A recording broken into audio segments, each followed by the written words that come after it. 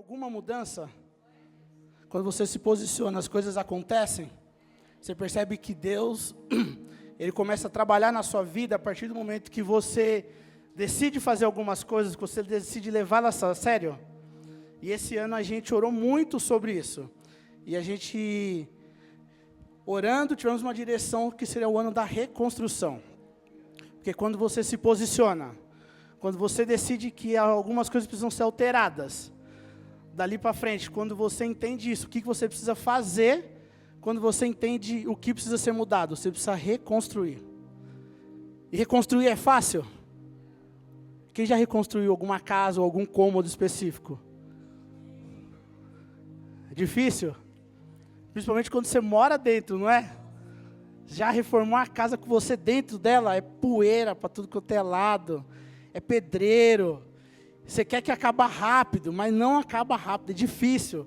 Minha mãe, ela brinca que ela fala que reconstrução é um caos no começo, mas no final, o resultado é excelente, se você toma as decisões certas. Você crê nisso?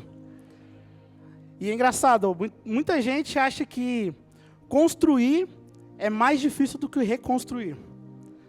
Eu acho que reconstruir é muito mais difícil do que construir. Porque reconstruir, num exemplo básico, seria você trocar a roda do carro com o carro andando. Se você puder parar ele, para você trocar a roda é fácil. Mas já tenta trocar a roda de um carro com ele andando. Você não pode parar. Você não pode parar aquilo que você está fazendo para ter que mudar. É fácil? Muitas vezes na nossa vida está exatamente esse carro andando. A gente não pode parar ela para mudar algumas áreas da nossa vida. A gente não tem como parar aquilo que a gente está fazendo, porque se tem uma coisa que ninguém explica, é que a vida adulta ela é muito difícil.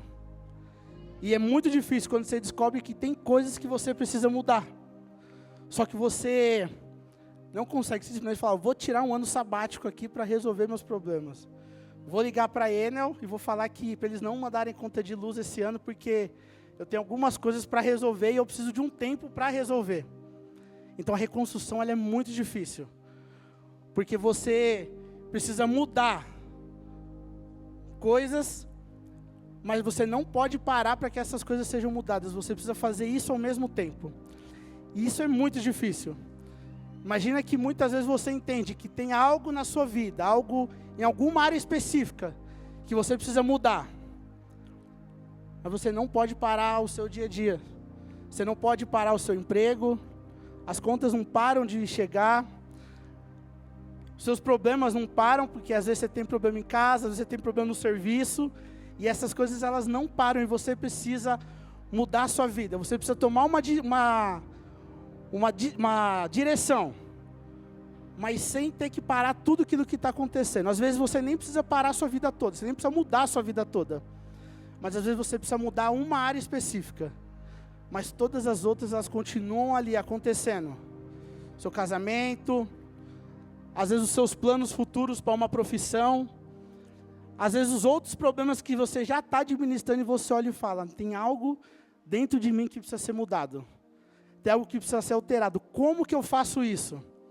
Como que eu entendo essa área que eu preciso reconstruir?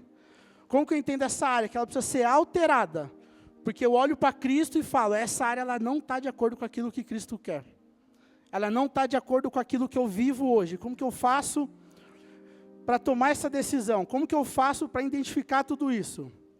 E eu quero falar com vocês 3 pontos importantes sobre a reconstrução. Algo que a gente precisa encarar de frente, se a gente quer mudar alguma área da nossa vida, amém? A primeira área que eu quero falar com vocês é identificar o que precisa ser mudado. Porque se você não sabe o que precisa ser mudado, como você vai mudar alguma coisa? Se você não confronta aquilo que precisa ser mudado na sua vida, como você entende que algo precisa ser alterado?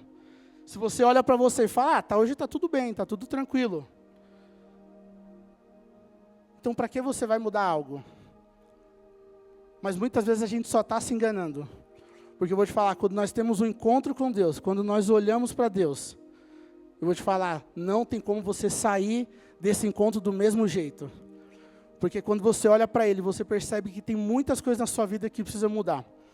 Eu queria começar com um texto que está lá em Isaías, no capítulo 6, no versículo 5. Eu gosto muito desse texto, eu gosto muito do livro de Isaías. Ele é um texto muito interessante, eu vou, nesse primeiro momento, falar só esse versículo, que ele fala assim, aqui é o próprio Isaías falando, então gritei, ai de mim que sou perdido. Algumas versões ele fala, ai de mim que sou pecador. Pois sou um homem de lábios impuros e vivo no meio de um povo de lábios impuros. Os meus olhos viram o Rei, o Senhor dos Exércitos. É engraçado que quando nós temos um encontro com o Senhor, para cada um é uma coisa específica. Se você acha que tem um método, que você vai olhar para o Senhor e você sabe exatamente o que precisa ser mudado, eu vou falar, não tem como você saber o que vai ser mudado. Não tem como você saber o que vai ser tratado. Porque quando você tem um encontro com o Senhor, Ele confronta aquilo que precisa ser mudado em você. Lá em Lucas, no capítulo 19, no versículo 8, o Fábio agora é tudo ano passado, né? Tudo aconteceu no passado. No passado o Fábio pregou sobre Zaqueu. E aí fala ali, né? Zaqueu, porém, levantando-se, disse ao Senhor, olha, Senhor, darei metade dos meus bens aos pobres, e se alguém extorquir alguma coisa, devolverei 4 vezes mais.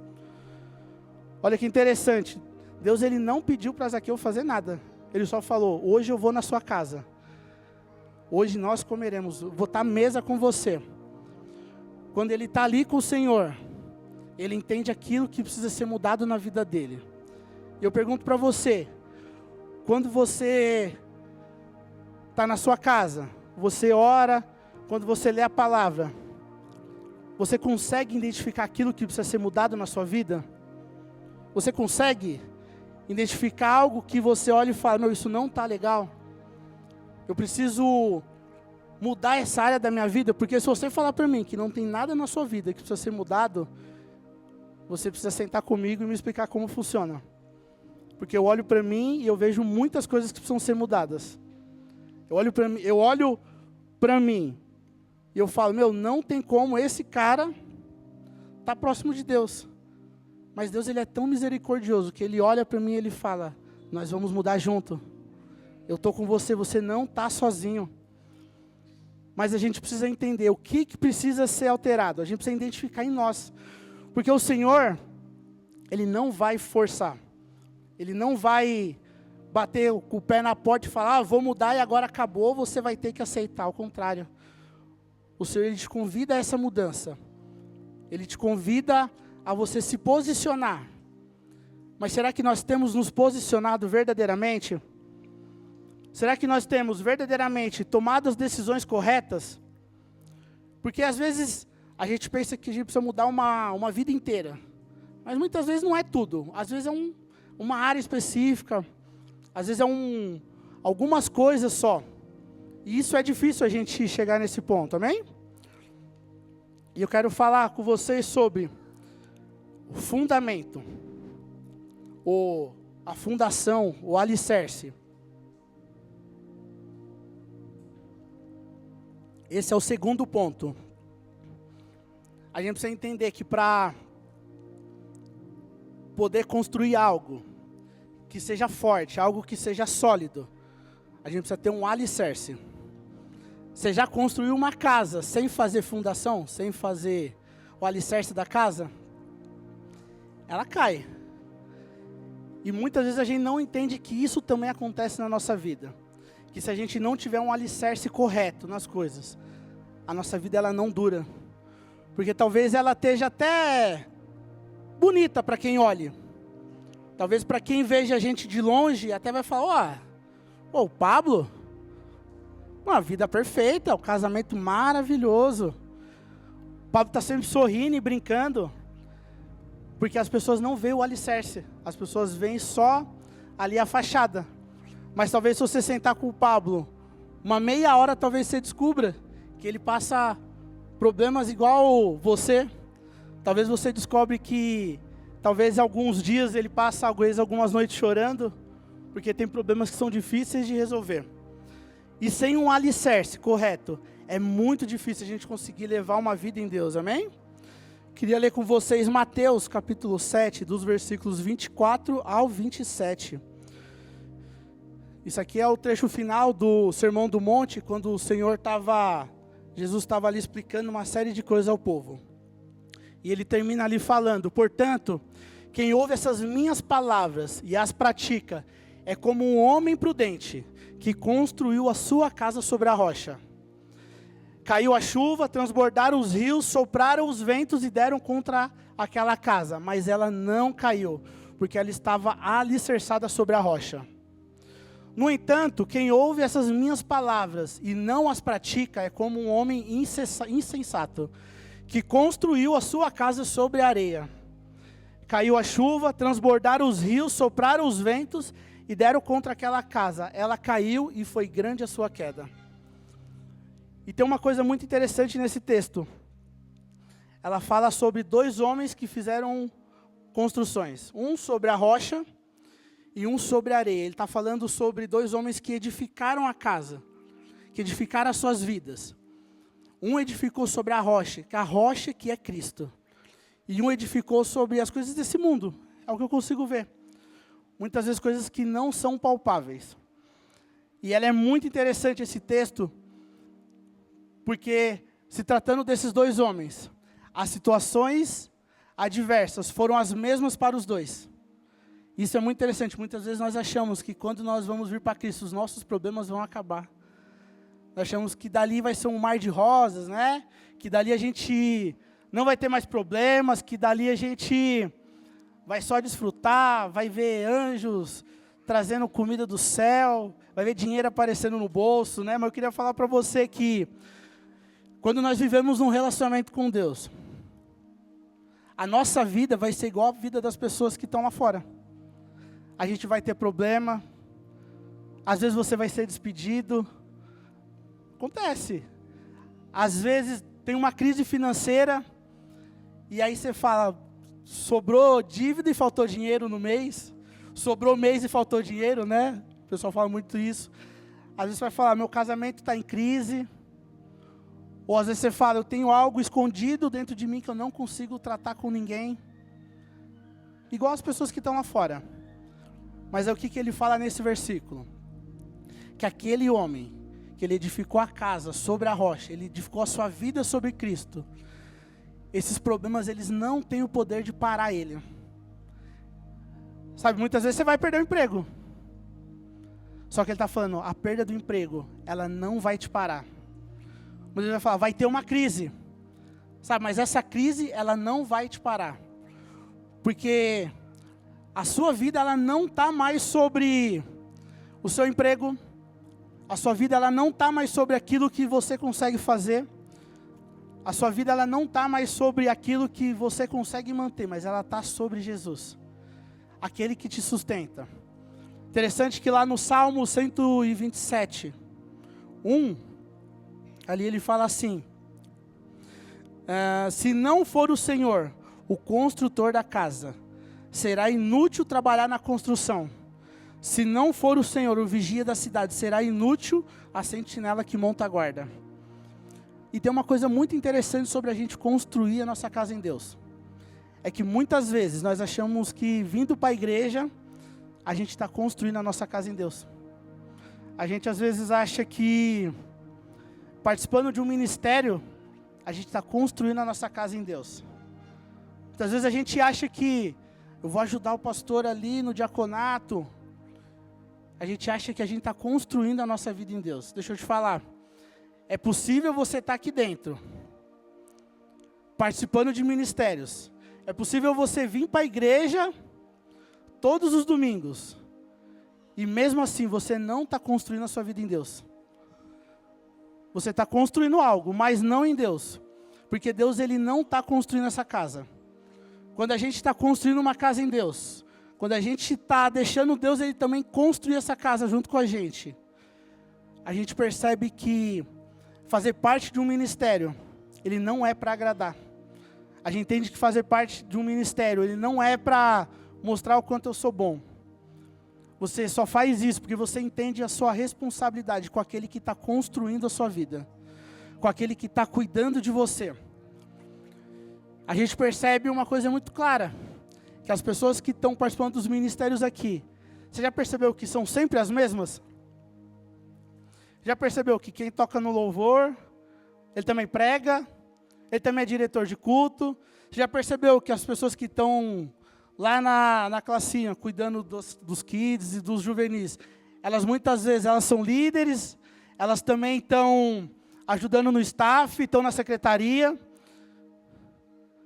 Porque é muito fácil a gente entender que está na igreja, a gente achar que está construindo alguma coisa. Mas eu quero falar para você, estar na igreja não é um sinal de que você está construindo nada.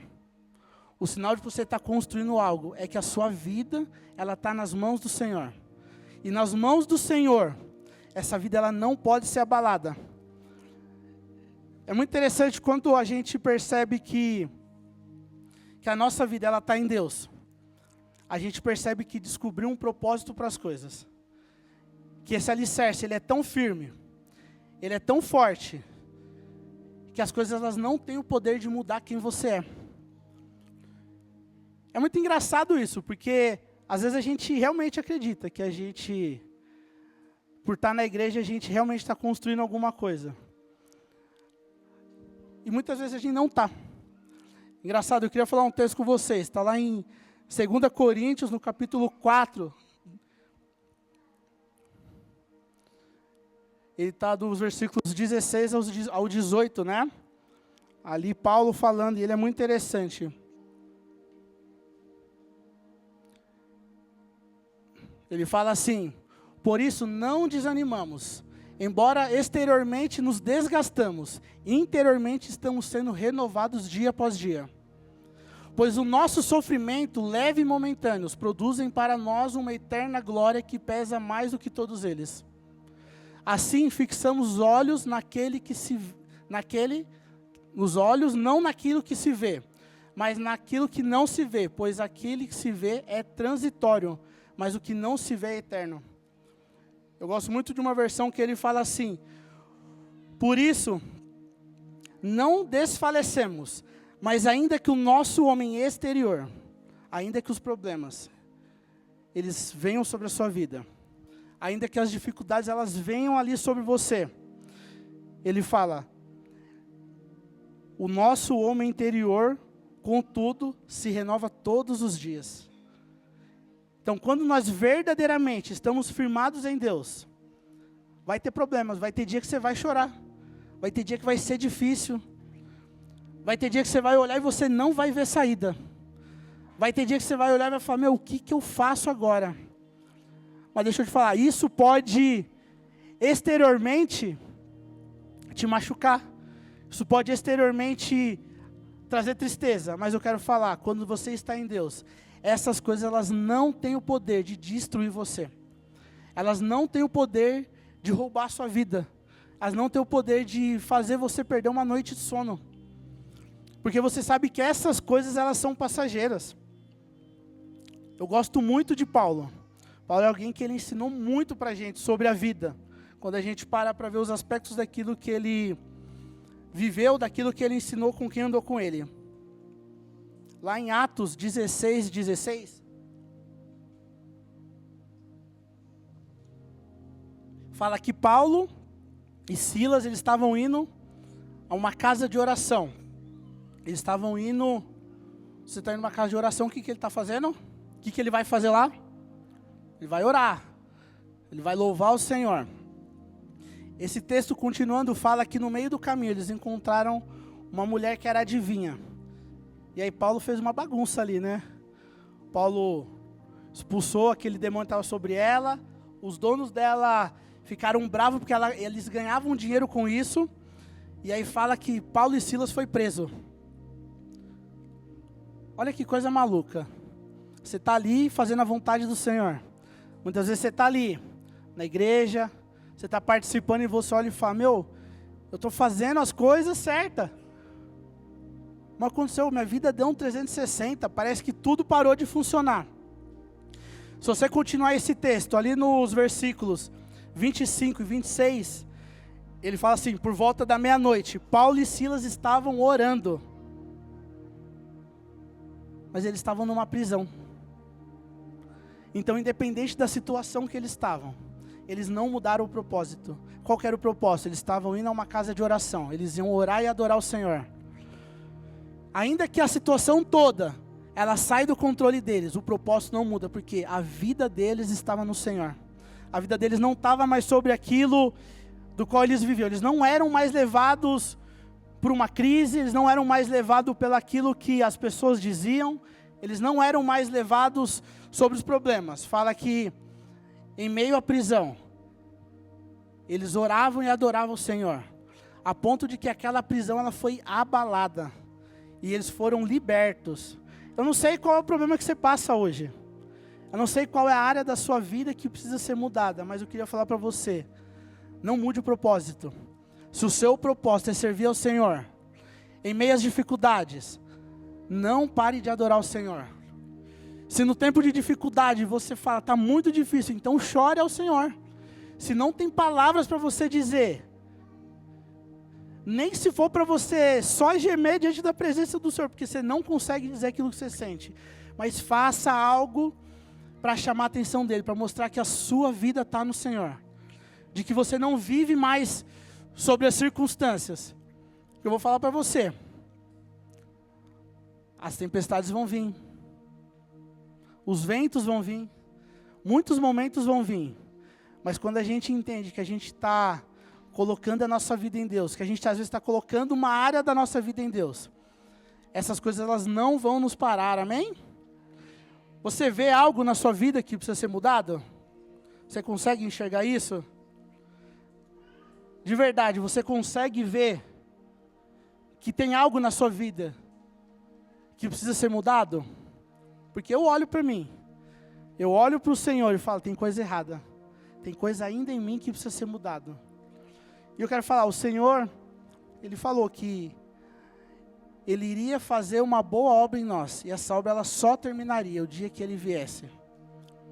Então a gente precisa ter essa esperança de que nós seremos transformados todos os dias. Nós estamos reconstruindo essa vida. Talvez eu não sei aquilo que você precise, mas o Senhor sabe. E eu queria falar, não perca a chance de reconstruir verdadeiramente a sua vida em Deus. Não perca a chance, sabe, de falar ao Senhor aquilo que precisa ser mudado. Aquilo que você entende que não pode ser deixado para o próximo ano. Estava brincando que quando a gente é novo, falo bastante isso com o pessoal que anda comigo. Quando a gente é novo, a gente percebe que a gente tem muito tempo. Eu lembro que minhas férias do final do ano duravam uma eternidade. A Laura está em casa que ela não aguenta mais ficar em casa. Ela fala, as férias não acabam. Ela fala, eu quero voltar para a escola logo. Mas você percebe que com o passar do tempo, você percebe que o seu tempo ele fica mais curto. Eu praticamente nem vi o ano passado passar. Ele passou tão rápido que a gente estava comemorando a virada do ano. E aí tanta coisa para resolver, quando ele falou, já chegamos no Natal e já estamos passando mais uma virada de ano. E se a gente não presta atenção, a nossa vida ela vai assim, de ano após ano, você carregando aquilo que você deveria mudar. Você vai carregando aquilo que deveria ser reconstruído. Por quê? Porque você não se posiciona, você não decide fazer essa reconstrução na sua vida. Porque fazer reconstrução não é legal. Porque fazer reconstrução você vai ter que olhar para você e falar, talvez aquilo que eu criei a minha vida toda está errado. Talvez aquilo no qual eu me apoiei, ele não seja o suficiente. Eu falo que eu tenho muito problema com isso. Eu sou, apesar das pessoas me verem aqui falando tão bem, né? Eu falo que eu sou muito tímido. Engraçado, né? Falar que a pessoa é tímida, está com o microfone na mão. Eu tenho uma insegurança muito grande. Eu lembro que nesse emprego que eu entrei, eu passei pelo menos uns 2 anos falando, mês que vem eu vou ser mandado embora. Meu Deus do céu. Ah, não vai dar certo, vai acontecer alguma coisa. Não vou conseguir. Qualquer problema que aconteceu, eu falo, meu Deus, agora o bicho pegou, agora eu vou mandar embora. Eu passei uns 2 anos aflito assim. Acontecia um problema, às vezes eu virava à noite pensando no problema que aconteceu no serviço, porque eu não conseguia descansar. Porque eu não conseguia colocar essa área da minha vida em Deus. Eu não conseguia descansar e falar, Senhor, eu estou tentando manter essa obra aqui com a minha mão. mas na minha mão não tem alicerce, na minha mão não tem estrutura. E eu me cansava muito. Eu demorei muito para entender isso. De que eu precisava simplesmente descansar no Senhor. De que eu precisava ver Ele agindo nessa área. Porque eu tentei construir muitas vezes essa área. Eu tentei muitas vezes fazer as conexões necessárias para que as coisas acontecessem. E elas não aconteceram. Eu me cansei, foi difícil, foi muito pesado. Eu me vi em momentos financeiros muito difíceis, porque eu achava que o meu emprego era aquilo que ia sustentar minha casa, era aquilo que ia me fazer ter um conforto, ia me fazer viver aquilo que eu tinha planejado. E quando eu entendi que aquilo não estava sobre as minhas mãos, que aquilo estava sobre o Senhor, que eu precisava colocar essa área da minha vida em Deus. Tem noite que eu durmo que babo que não ouço nem barulho. Se um bandido entrar em casa, ele rouba até a cama, eu nem acordo mais. Mas eu aprendi que a minha vida ela está em Deus. E quando você percebe que a sua vida está em Deus, você percebe que tem coisas que você não seria capaz de fazer, mas que elas começam a acontecer. Não por causa de você, porque o Senhor, Ele é um construtor muito melhor que você. Porque Ele é alguém que Ele cuida muito melhor que você. Mas não basta a gente identificar aquilo que precisa mudar. Mas também não basta a gente simplesmente colocar esse alicerce, porque muitas pessoas passaram por essa igreja. Muitas pessoas, elas entenderam aquilo que precisava ser mudado. Muitas pessoas tomaram esse passo de ir lá e construir sua vida em Deus. Muitas pessoas viveram isso ao longo desses 13 anos que nós estamos aqui. Elas entenderam que precisava chamar Deus para fazer parte disso. Mas faltou fé. A Bíblia fala que fé é o firme fundamento das coisas que a gente não vê, mas almeja. Lá em Hebreus, no capítulo 11, dos versículos 1 ao 6.